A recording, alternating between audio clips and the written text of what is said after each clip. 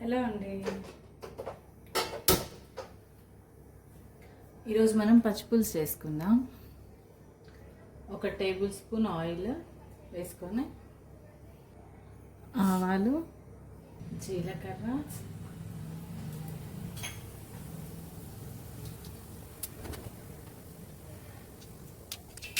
చిటపట అన్నాక ఎండుమిర్చి, కరివేపాకు,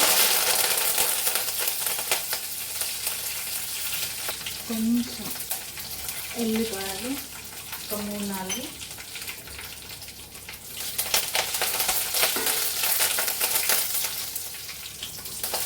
ఒక 2-3 పచ్చిమిర్చి.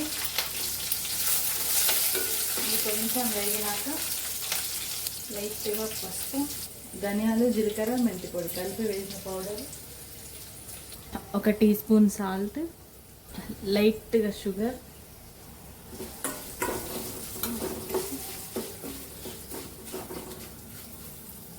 టీ స్పూన్ నువ్వుల పొడి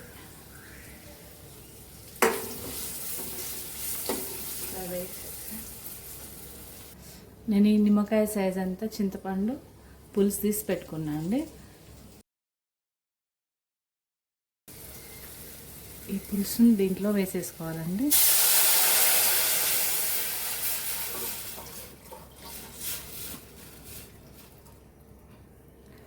ఇంకా స్టవ్ ఆఫ్ చేసేయడమే.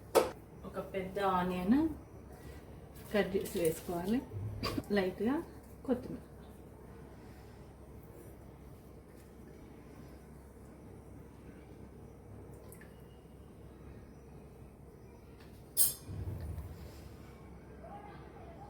Bye friends.